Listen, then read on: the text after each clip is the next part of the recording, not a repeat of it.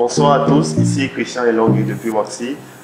Bienvenue à 15 minutes à Waxy, une plateforme que nous donnons à toute la société civile de pouvoir partager avec vous et avec nous leurs perspectives et leurs réalités en tant qu'acteurs de la société civile. Donc aujourd'hui, pour ce numéro spécial, nous avons avec nous M.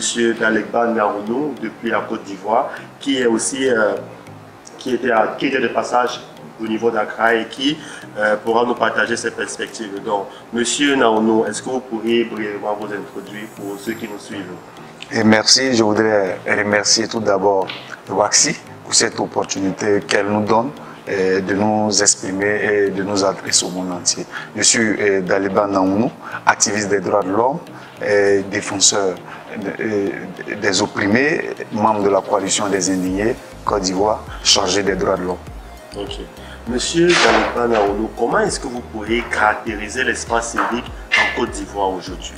Alors, je le répète, depuis pratiquement 10 ans, on peut donner l'historique de l'espace civique en Côte d'Ivoire, qui, de 2011, juste après les élections post-crise, c'était un espace civique très dur, qui était un espace réprimé, où il n'y avait pas droit à la parole.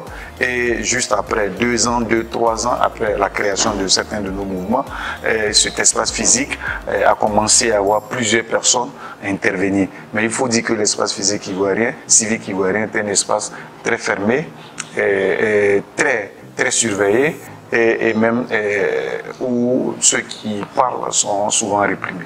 Okay. Vous avez dit que l'espace civique ivoirien est très fermé et très réprimé. Maintenant, comment est-ce qu'en tant qu'acteur de la société civile, comment est-ce que vous parvenez à vous adapter et à opérer au sein de cet environnement restreint?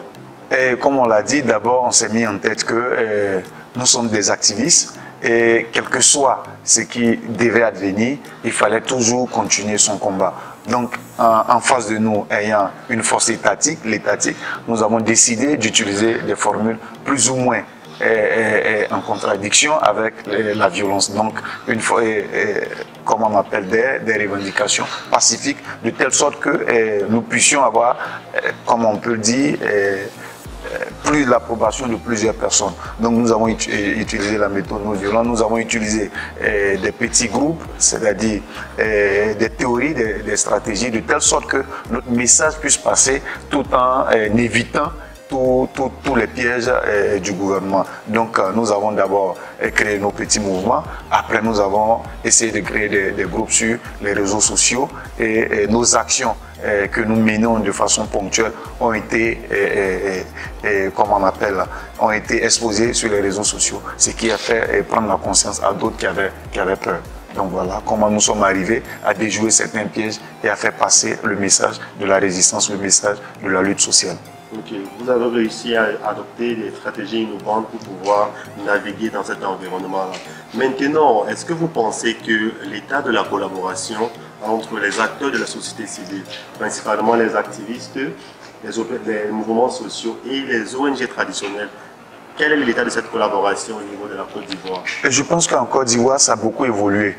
Et pour plusieurs cas d'injustice, nous nous sommes retrouvés avec les mouvements, les ONG traditionnels, avec les activistes comme nous et des mouvements sociaux dans des combats pour aller. Et je me souviens, nous avons organisé un contre-sommet UE Afrique et ce contre-sommet a été organisé avec les OSC, les mouvements de lutte et les activistes. Et je pense que avec la fermeture de l'espace physique, nous avons compris que une collaboration saine pouvait nous permettre de décanter la situation. Et donc aujourd'hui, malgré quelques suspicions, en Côte d'Ivoire, les mouvements sociaux, les activistes et certaines OSC se mettent ensemble pour faire certains combats. Et je pense qu'il y a plusieurs exemples que nous avons cités. Aujourd'hui, on mène un combat où ces mouvements-là sont ensemble. Et donc, depuis un certain mois, c'est une stratégie de résistance, c'est une stratégie de résilience. Sans ça, nous n'aurons pas peut-être eu certains résultats en Côte d'Ivoire. Donc voilà comment nous collaborons. C'est vrai, nous les activistes, nous ne répondons pas à une organisation formelle. Les mouvements sociaux ne répondent pas à une organisation formelle. Mais nous arrivons de trouver un intérêt commun pour aller à la lutte commune. Ok. Vous avez parlé que vous arrivez à trouver un intérêt commun. Maintenant, est-ce que vous réussissez également à avoir du soutien de la société civile africaine ou ouest-africaine dans vos différentes luttes? Je crois que c'est ça qui est un peu plus difficile.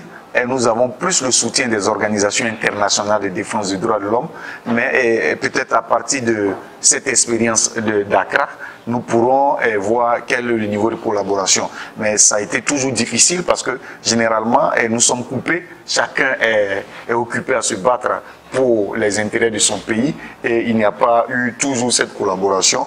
Et je crois que il y a eu quelques avancées lors de certaines de nos rencontres à Dakar avec certains mouvements de lutte comme Lucha, comme Yanama, comme Balai Citoyen, quand il y a un événement, mais quand on élargit au plan africain, au plan régional, je pense que c'est encore petit.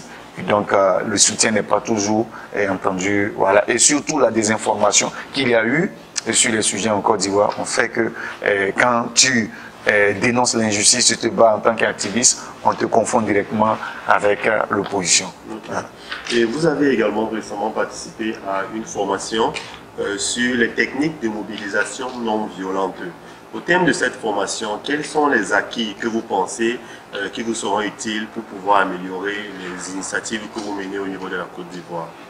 Je crois que cette formation était bien nommée, était bienvenue parce qu'elle nous a permis de comprendre scientifiquement la méthode non-violence comme étant une science à part entière et non pas une simple méthode de résistance. Et donc, cette formation nous a donné des acquis que nous allons, en termes de stratégie, en termes de tactique, en termes de planification et d'endurance, que nous allons déployer sur le terrain parce qu'il y a encore le combat, comme on le dit, de l'espace civil qui n'est pas encore ouvert. Il y a beaucoup de combats que nous devons mener. Donc, cette formation est venue à point nommé et elle nous permettra aujourd'hui de nous déployer de façon stratégique et de savoir ce que sur le long terme ou à moyen terme ou à court terme que nous allons réaliser quelques objectifs. Donc c'est une formation qui nous a beaucoup apporté et on espère qu'elle sera toujours implémentée et elle sera revue, elle sera évaluée pour voir quelles sont les actions qui ont été réalisées après cette formation. Ok, donc nous aimerions également avoir votre avis. Quelles sont les actions clés qui pourraient permettre à la société civile ivoirienne d'être plus dynamique, d'être plus robuste, d'après vous? Et aujourd'hui, les actions clés, comme je l'ai dit, un soutien à l'international. D'abord, une solidarité internationale pourra booster. Ce que peut-être les gens ne savent pas, notre gouvernement communique beaucoup à l'extérieur, donc occupe l'espace extérieur. Donc une solidarité à l'international pourrait nous permettre d'avoir, nous, cette force encore de combattre. Parce que cette solidarité, quel que soit ce qui t'arrivera, tu pourras compter sur tes camarades de l'extérieur. Il faut aussi, ces mêmes formations, il faut que cela soit implémenté au niveau de plusieurs organisations de la société civile ou bien des mouvements de lutte ou d'activistes qui sont restés en Côte d'Ivoire. Je pense que nous allons le faire parce que nous avons quelques rudiments que vous nous avez donnés ici à cette formation. Et je pense que pour l'instant, c'est de ça que nous avons besoin et nous avons besoin plutôt de collaboration et de soutien à l'international. Ok. Et quel est ce mot que vous pourriez donner à tout activiste qui actuellement vous regarde et qui aimerait soit persévérer, soit poursuivre dans la lutte? Alors, je répète toujours et partout où je vais que l'activisme n'est pas une mode.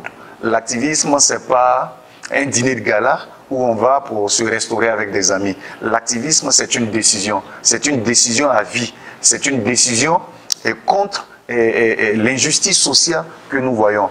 On ne se lève pas matin pour dire on devient activiste, mais on est convaincu qu'on va à un combat et quels que soient les risques, on doit tenir. Donc j'encourage tous ceux qui, à côté d'eux, partout, qui voient des injustices, de se mettre dans l'activisme et de se dire que même si tu n'as pas réussi, tu auras apporté quelque chose à l'humanité. Donc un activiste, c'est quelqu'un de visionnaire. Un activiste, c'est quelqu'un qui ne réfléchit pas pour soi, qui n'est pas récoquillé sur soi-même et qui se bat pour l'amélioration d'un monde meilleur. Donc c'est une action noble, c'est une activité, pas une activité, mais c'est un combat noble. Donc j'encourage tous ceux qui sont dans l'activisme d'oublier l'intérêt personnel, d'oublier le gain à court terme et de dire qu'il se bat, c'est un sacerdoce, il se bat pour l'amélioration de l'humanité qui sera un plus comme l'ont fait certains qui nous ont dévancés. Voilà le conseil que je voudrais donner pour tout jeune activiste comme nous et pour ceux qui voudraient se mettre dans ce combat activiste. Okay. Donc nous vous remercions M. Naono pour ce temps consacré à WAXI. Et nous en profitons pour inviter tous ceux qui nous suivent. Vous l'avez très bien compris, l'activisme n'est pas une mode, l'activisme n'est pas un dîner de gala, l'activisme est un sacerdoce, c'est un combat à vie dans lequel on s'engage. Et si vous également, vous êtes actuellement activiste ou alors si vous suivez actuellement cette émission, nous vous invitons à bien vouloir nous contacter pour que vous puissiez également être ici et partager vos points de vue avec nous. Vous pouvez pour le faire nous écrire à info@waxi.org. Vous pouvez également nous contacter directement à travers notre page YouTube ou en commentant directement sur cette vidéo YouTube que vous visionnez actuellement et également à nous contacter à travers les réseaux sociaux et en likant nos pages waxi.org sur Twitter et Facebook. Sur ce, nous vous souhaitons une bonne soirée et nous vous disons à bientôt pour le prochain épisode de 15 minutes à Waxi. Merci.